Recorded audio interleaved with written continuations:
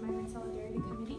During the last few months, we've seen a combination of budget proposals that could be absurd for a community such as El Paso, including a tax on healthcare, which I'm glad to see you're trying to work to stabilize, but also increases in enforcement funding, including the law. But one of the increases in enforcement that people don't seem to talk about are the proposals that tend to include increased funding for more beds in detention and more ICE officials and more enforcement actions such as raids, which can cause a lot of panic in this community.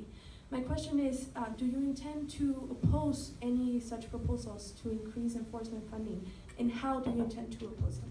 You know, I'd say that it'd be hard for me to categorically say I wouldn't support any increase in enforcement funding. If there was some intelligent, thoughtful way to improve our ability to protect this country and to secure communities like El Paso, of course I'm going to support that. But I think you're pointing out that we're spending almost $20 billion a year on border enforcement right now, more than 20,000 Border Patrol agents who have an incredibly difficult, challenging job and are part of the reason that El Paso is so safe. And in addition, we have aerostat blimps, drones flying overhead, 600 to 700 miles of fencing and wall already. It's hard to make the case that we need more militarization. And I think to your point, as you have what the president in his own words has described as military-style raids on immigrant communities in this country, you are making our communities less, not more safe. When a woman from Mexico who has just gotten a protective court order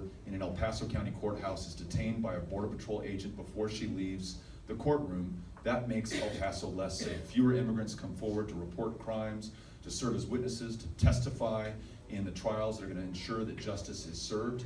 We don't want that in this country. And again, we need to use El Paso's example. Why have we been the safest city year after year after year, or one of the safest cities, depending on whose measure you look at? It's because, by and large, people in this community feel comfortable working with local law enforcement and the local system of justice. When that is compromised, you also compromise the security and the safety in this community. Here's where I think your question comes to a point, and it's related to the question that was asked earlier about DACA.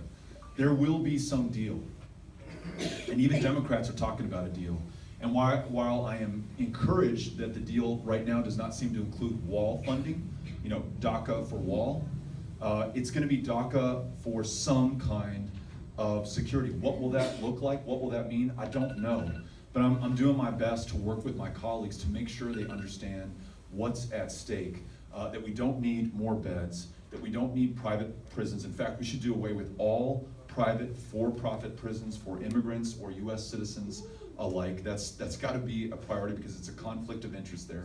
We've got to show them that when Central American refugees and asylum seekers were coming to this country, El Paso, Ruben Garcia, the local Catholic charities and others came forward and took care of those asylum seekers at no cost to the federal government.